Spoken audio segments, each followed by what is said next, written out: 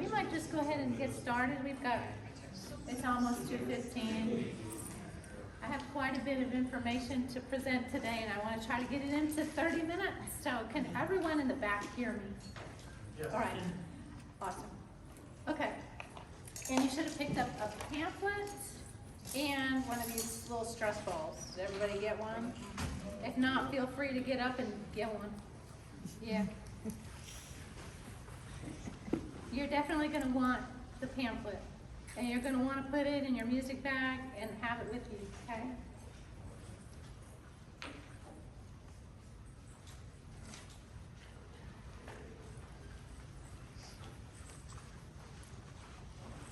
All right, welcome to this presentation, Fit for the Stage, exploring longevity for musicians through health and movement.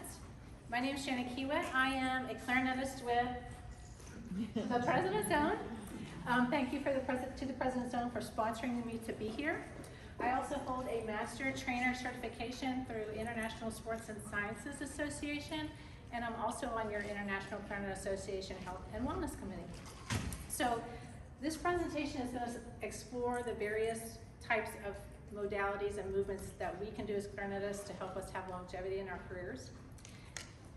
As clarinetists, as you all know, we devote hours, our whole life, to our craft of playing our instrument, but what we don't tend to focus on is training our body away from the instrument, right? Off training from the clarinet. And when we train our body away from the clarinet, it can enhance our physical, obviously it enhances our physical body. It's going to prevent injuries, but it improves our musical performance and helps us mentally as well.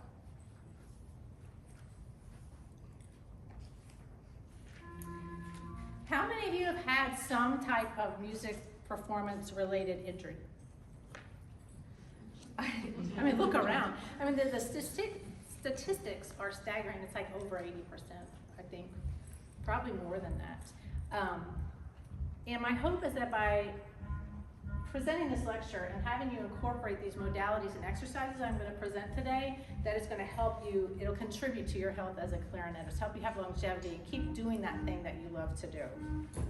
So we walk into a rehearsal, we get our clarinets out, and what do we do? First thing we do our little noodle thing. You can probably rattle off your unique noodle that you do, and your colleagues next to you. But how many of you can say, oh yeah, Susie, she's always doing a wrist thing. That's her routine. We don't make that happen, and we should. We should be making some type of exercise around our instrument a habit, just like when we come into rehearsal and warm up. I mean, how many of you see people warm up their body when you walk into rehearsal? Maybe a few, but it's few. And if you do it all the time? So, if our clarinet gets broken or a pad's missing or something, we take it to the clarinet ER. If we get injured, what do? Oh, I'll see if it gets better. Right? And then what happens? That pain you felt in your shoulder, your neck, radiates up into your jaw, and then you can't play your instrument. So if this doesn't work, no matter how in shape your clarinet is, it's not going to play, because you can't. Okay, so you've got to take care of yourself, all right? So how should we think about training, or how should we think about moving? Who considers yourself a musical athlete? That's like a question people are like, I don't know. But honestly, we have a lot in common with athletes. For one, athletes in common have what in common? What main thing? Repetition, training, discipline, our body. Yes, think simple, our body. Our body. They don't think about going to rehearsal, practice, or competition without warming up the body first. They want to make sure that they are preparing their body for the specific demands placed upon it, and we should be doing the same thing. Specific demands, fingers, right? Wrists, posture, even like sitting for a long time. You know, we want to make sure we're strong enough to do our job. All right, so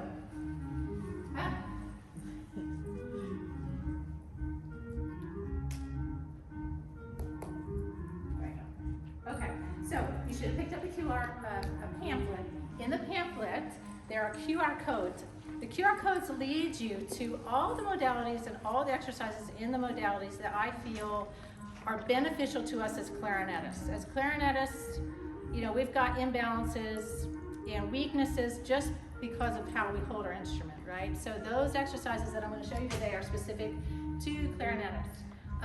Because of time, I'm just probably going to go through one or two of the exercises in each of the modalities, but please explore the pamphlet, the QR codes.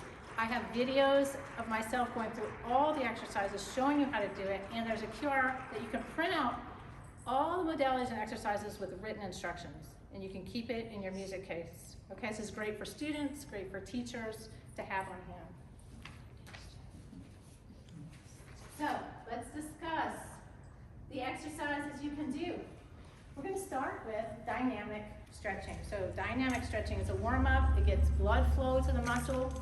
We want to make sure, like I said, that we're preparing our body for the specific demands that we're putting on it, all right?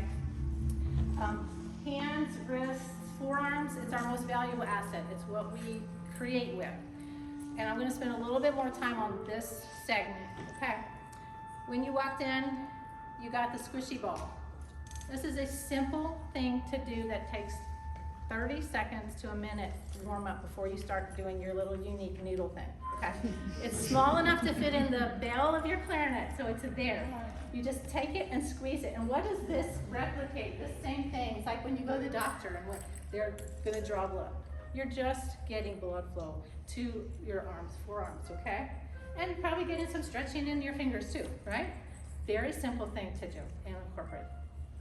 Another one is utilizing one of these like TheraBands. This is also small enough to keep in your case for wrists. So this is what I'm doing right here. I do it before I practice. What I'm doing is I'm taking a TheraBand, I'm creating a loop, I'm holding onto it with one side, and my hand is in a neutral position, so palms facing me, and just like this. Just a couple times, maybe 10 repetitions per side. And then you want to take your palm up and go this way. This way you're not going to get as much range of motion. That's okay. Okay, you do it on both sides. I already feel it. You know, I could pass this around and you could try it. I got a couple of them, okay? Got a couple of these. Some are, I think this one's pretty light. So you're going to pass those around and try that. I got one back here. And then something we can all do together is a palm press finger extension. Very simple. Just take your hands, place them together, spread your fingers wide, and you're going to extend fingers. But as you extend fingers, the knuckles do not come apart. So the range of motion might not be that much, especially in your ring and pinky fingers. But you want to press, kind of keep your elbows in at your side, press, and just go through each finger, and don't forget the thumbs. But don't let the knuckles come apart. Just doing this simple one is going to help fingers, but you feel it through your forearm too, okay? Even if you just picked one exercise from each modality that we talked about today, that's going to be helpful to create that longevity. Now, if you're someone who had tendonitis, who's had tendonitis? Okay, a lot of hands going up. Who's PT has told you about nerve glides or flossing? Yeah, so this particular exercise, you don't want to do a lot of repetitions of. And the way you would do one of these is placing your palm up, like you're going to take the oath. Everybody's going to be in the Marine Corps today. Okay? and kind of have it, your arm up parallel, and then take your thumb in to your ear. Take your hand back, but don't let your fingers curl. If they curl, you're tight. Keep it pretty straight. Ooh, Cindy, look at that. That's good mobility. Okay, and then from there, like you have a plate, bring the hand forward, then straight down. Do you feel that? You might, okay. That's just one nerve flossing. I have 3 nerve flossings in the video, but you're only gonna do that like 3 times, okay? And those of you who have tendonitis, that is normally what a PT is gonna give you, okay? Okay, let's move on to some more dynamic stretching. This one's for your back. When we are practicing. We're in a forward flex position, meaning our shoulders come forward. So we have weak backs. When we're doing dynamic stretching for the back, we're basically ensuring that our shoulder blades get in a proper position. Okay, so just remind yourself to get your shoulders back, good posture. One exercise I absolutely love, I do this when I work out too, is this one here, banded pull apart. So I use a very light band. Again, you can throw it in your case, music bag. And I'm taking the band, how far out I hold it determines kind of the tension I want, so further in's harder, out is easier. Arms are straight out in front of me, and I'm going to retract and protract shoulder blades. Bringing the band to my chest and back out. You don't want to turn it into a tricep exercise and bend at your elbow. You want to focus on that posture. So see, I'm standing up really tall, shoulder blades retract and protract. So we want to get our shoulders in that healthy position. Okay, so we're not like this, right? I can pass this around too. There's got a couple of these. This one's lighter than these. These are pretty light. So if anybody wants to try the pull aparts, you can try that too. I'll just pass them around. Feel free to do any of these exercises in the class. I'm going to pass them around. Okay. All right. Another one, spinal rotations. I have standing spinal rotations just because getting ready to play, just standing up versus being seated. When we get to static stretching, we're going to do static spinal rotations. But this is one you can do in your chair. So for spinal rotations, we're twisting the body. Some of us say, oh, I don't want to twist, but honestly, spinal rotations are very healthy because we want to make sure that we are moving our body in different ways, okay? It helps to reduce stiffness, it helps to improve posture, it helps to obviously decrease discomfort that we feel in our back. Breathing mechanics, great to get ready when you're practicing. Even improving digestion, this exercise, okay? Daily demands of what we do as clarinet players put us in a lot of strange positions, how we're playing, right? So in a world of texting and sitting down, doing some healthy rotation is important to our routine. So for this one, you can do this seated, but if you're standing, feet are shoulder width apart, and I'm just placing my hands on my elbows, just twisting side to side. And what I like to do is kind of lead with my upper back, just side. Now we want to make it dynamic, so you don't want to stop. You want to go side to side. If you think about it, you know, our spine supports us, and when we're doing things like reaching down to grab an A clarinet, or reaching to get a bass clarinet, we're reaching in different ways. So it's important that we move our body, not just stay like this, okay? So that's another one for the back, okay? Let's move on to chest. Dynamic stretches for chest. Everybody act like you're playing your clarinet. Now, feel the tension. It's tense. You're in that position for a long time when you practice. 30 minutes, an hour, maybe rehearsal is almost 3 hours in this position. We have very tight chest muscles, and what happens when we're tight here? It restricts our breathing. We can't breathe. Upper back, weak. This is tight, causing pulling on other muscles, tense in the neck, things like that. So, you know, we want to make sure that we're getting our body prepared for the demands on it. So, dynamic stretches for the chest. For this one, towel chest stretch. I'm doing it here. I call it towel chest stretch because you can use a towel. You can use the resistance band. You can use your clarinet. You can use your clarinet swab. You know, take your swab behind you. It's already in your case. And what you're doing is your shoulders are back. They're stretched, so your front delts are stretched. And you're lifting, lift, lift, lift. You can hold your clarinet too and do that also. 10 repetitions of that.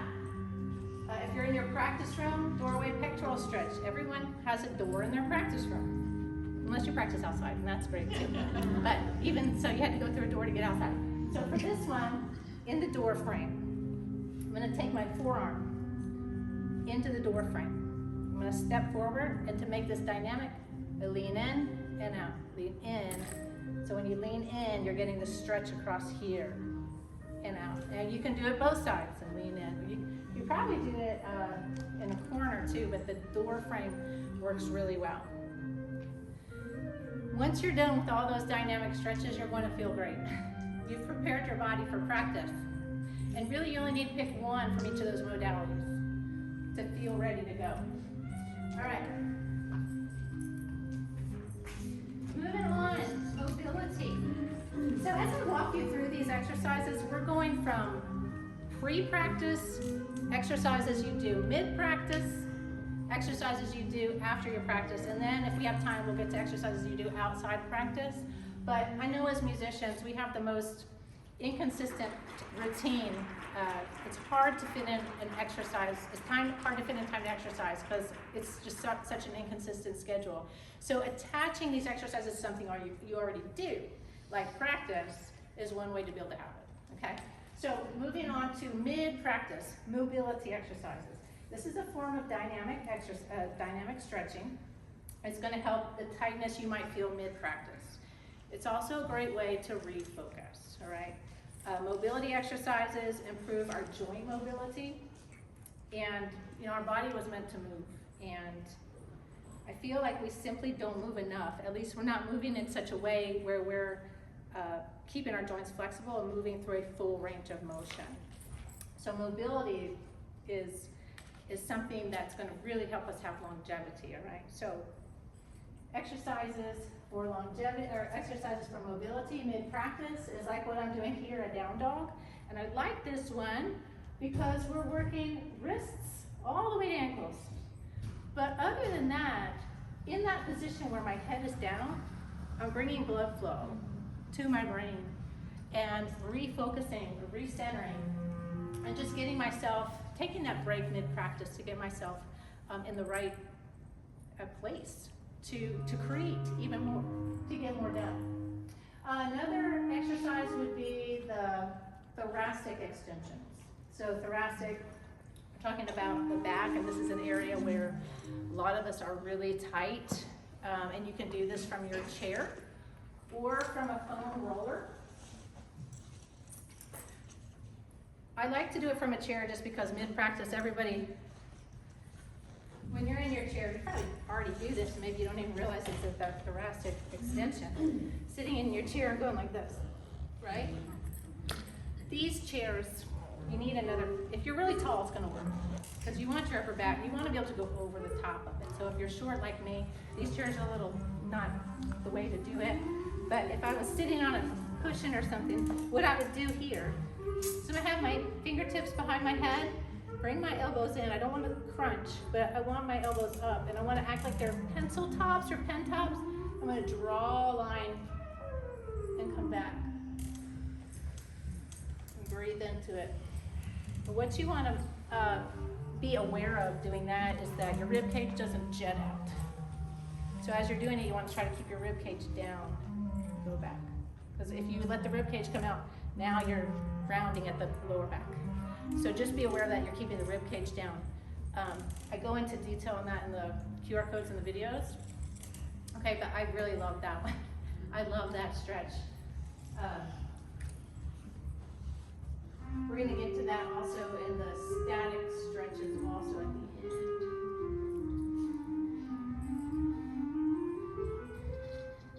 Another one, mobility, probably a really good one, or what I call ITWYs, and I have to get on the floor for this one, so if you want to stand up to watch it, you can do that. But mid-practice session, just get out, get on the floor, and I'm making an I with my arms, coming out to a T, to a W, and to a Y. And I'm working all around that upper back. Okay, and when I'm doing that, my hands are out like this, palms are up. Okay, so I'm doing the I, the T, mean, it's a W, lifting, and then the Y, and lifting, okay? So that's gonna work all around the shoulders and the upper back. And then you get to lay on the ground too. take a little tiny respite there. Once you're done, oh no, we're not even done practicing yet. Some exercises for extended sitting. Most of us don't stand while practicing. How many of you stand for most of your practice? Okay. It's more than I thought. That's good. I like to switch it up and do a little bit of both. You know, we need to also reverse the posture we're in most of the time, which is what, that forward flex posture. So balancing things out to help prevent overuse is going to be really important. So mid-practice session, doing some of these exercises for extended sitting. When we sit a lot, it's, like I said, predominantly our flex posture, but also we're creating weak glutes. And we want to do exercises that are going to promote our posterior chain. So that means all the muscles in the back side of the body. So exercises for extended sitting. Let's see, we can do, what we could do together. We can do this one here. It's the deep squat sky stretch. You can do it from your chair. I'm going to show you how to do it without the chair. So this incorporates a lot of mobility. So if you don't have the mobility yet, doing it from a chair or using a yoga block is going to be helpful and beneficial. But I'm going to squat down, nice and low, opening up my hips, and then I'm going to place one hand on the ground, and the other one I'm rotating, getting that rotation in, and rotating the upper body too, the upper back. Reach up, look up, down, reach up, look up. So I'm getting mobility in my ankles. I'm stretching along my glutes and all along my backside of my body. Now, if you're in the chair, do the same thing. You're still going to get the stretch in your glutes this way too. So you're just sitting forward and you're going to try to reach down to the ground. Now, if you can't reach to the ground, you have your clarinet case in front of you or a yoga block, something like that. And you hold down on top of it and then rotate and look up. And same thing on the other side. Rotate and look up and make sure you're breathing through it. One of my favorite exercises for extended sitting. Hip flexor stretch, the second one. How many of you have, well, if you have weak glutes, if you sit a lot, your glutes are weak, you probably have tight hip flexors. If you have tight hip flexors, you probably have pain in your low back. Anybody relate to that? Yeah. So this stretch, a hip flexor stretch, you're coming down on the ground, kneeling if you're able. If not, put a pad under your knee. And you're just gonna lean the hips forward until you feel that stretch. And just, you can make it a little dynamic, go back and forth. So you're taking your hips forward. So you're not just doing this, okay? It's moving the hips forward. You can also bring your arms up. If you've done yoga class, you've done that, okay? But you can just focus here on that and then switch to the other side and stretch out those hip flexors. Because a lot of us, they're tight, and the reason they're tight is you've been sitting a lot. Glutes are weak, okay? And when glutes are weak also, you might notice your knees hurt, okay? Standing shoulder W's. For this one, so we want to also make sure if we're sitting a lot, it's not just about the lower body, upper body too, sitting like this. So coming over to the wall, creating a W and just sliding up and down. And what this does is it's just bringing awareness to what proper posture should feel like mid-practice. Oh yeah, that's what my upper back was supposed to feel like, okay? And we need to be reminded of these things often, okay? Next one. So, oh yes, post-workout static stretching. Now this is where your muscles are held for extended amount of time. They're already warmed up. I see a lot of people doing static stretching when they start. So you never want to static stretch a cold muscle. You could possibly injure yourself. You want to be nice and warm. So at the end of your practice, this is where you're going to do these stretches, okay? It helps to lengthen the muscles. It helps to offset any DOMS or delayed onset muscle soreness you feel. You'll come into your next practice session feeling recovered and healthy, okay? So, cobra pose, everyone's done a cobra pose, right? Or no about it. This is a great exercise that opens up the chest, works the lower back, the posterior. It just feels good, okay? The spinal twists that I was telling you about that we did at the beginning, we did them dynamic, and now we're gonna do them static. So a seated spinal twist, there's a couple ways you can do it. You can just do it from your chair, feet on the floor. You can press a pillow or a foam roller between your legs, maybe your clarinet case, I don't know if that would work, or your case, I don't know. But this is gonna, when you do that, it keeps your hips from going side to side. From here, reach over, grab the chair, other hand grab the back of the chair, and just rotate until it feels comfortable. Breathe though, breathing, breathe through it. Hold it there, 15, 20 seconds maybe, and then rotate to the other side.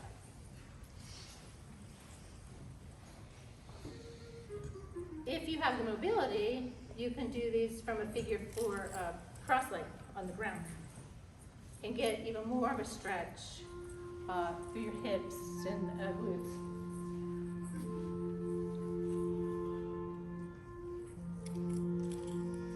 Rear hand clasp. This is one we can all do. Probably feel good. This one, you'll have to stand up for it. But this is opening up your chest, okay? So if you've been practicing a lot of clarinets, trying clarinets and stuff, you're gonna stand up tall, take your hands behind you, interlace your hands, and straighten out your arms. And as you do that, look up and exhale. And then come back and just repeat that. Now, if you wanna go further, we probably don't have room to do it, but if you wanna go further, you can lean forward by sending hips back, slight bend in the knee, and take it all the way up. Bringing that blood flow to your head. It's a great way to end your practice session.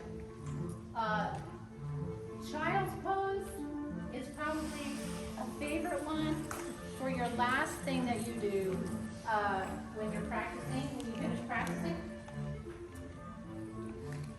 This is a full body stretch that kind of works all the areas that were really tight. So glutes, hips, low back, upper back. Did I miss any? And it's also a great way to bring awareness and to calm us down, help with anxiety, self-doubt, and any kind of intrusive thoughts you might have had from your practicing. You're like, that was a terrible practice session. Child's pose is a great way to just center yourself, okay? So for this one, you come down on the ground. If you've taken yoga before, you know this one. Okay, I'm gonna take my knees a little bit wide, and I'm just gonna walk it forward. Now, you can have your clarinet case or something soft, yoga block, or you can use your hands. Like if you don't have the mobility to come all the way down and bring your head down, then you can stack your fists and just hold it here. So you're opening up your hips, you're stretching the low back. If you can reach out and maybe even go side to side. Get that movement side to side in, and just stay there for a while and center yourself, okay? That's a great way to end your practice session. Okay. All right, I'll try to get through these last little bit. So we talked a lot about posture. Probably don't have to go through a lot of these, but the thoracic exercises, a row, a simple row, with the resistance band that you had that's going around, like this, just drawing the elbow back. Great for posture, okay? Right? So if you're in the gym, there's all kinds of rows. Back work is all about elbows and ankles. It's all about which direction you're taking the elbow in, who's working your back, okay? You can get more into depth than that into the pamphlet for posture. Core, okay, let me just touch on the farmer carries, because during the convention, you're carrying a lot of stuff. Clarinet cases. Walking around like this. You got a bag over here. All right, so musicians, how you carry things can injure you. I know this, because I carry a lot of contrabasses and stuff. So practice your farmer carries while you're at the convention, holding your cases, and just walking like this. So keeping yourself upright, not leaning into one side, hips tucked right under shoulders, and just practice it as you walk around, okay? Your core is where you get all your strength from. It's the center, your powerhouse. Okay.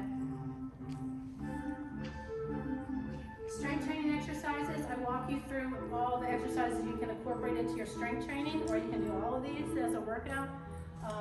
These are all ones I feel are good for clarinetists. You can see that some of them are single leg, single arm, something like that, just to help with any imbalances you have. But I feel all of these exercises are ones that clarinetists can benefit from. And I walk you through all of those in the pamphlet. Cardio, best one, whatever you like to do. There's no best form of cardio, whatever you like to do. Walking is my favorite form. The last thing we'll talk about is non-exercise activity thermogenesis. This is what you do throughout the day, and it really adds up to the biggest part of what our movement across the day. So as you're at the convention, things you can think about are walking to the furthest restroom, taking the stairs if you're able to, carrying your things around, walking and talking on the phone, standing while practicing. It's everything you do outside of your workout. It accounts for so much more than you know. If you track your steps on a tracker, you'll see how sedentary you are or how active you are. Okay? Your movement across the day cannot tell you how important that is, and it's called NEAT.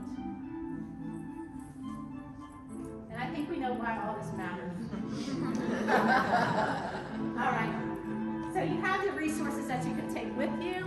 If you have any questions, I will be here probably out in the hallway because we have another presentation in here. Feel free to ask me any questions. You have my contact information on the pamphlet. You're welcome to join my social media groups.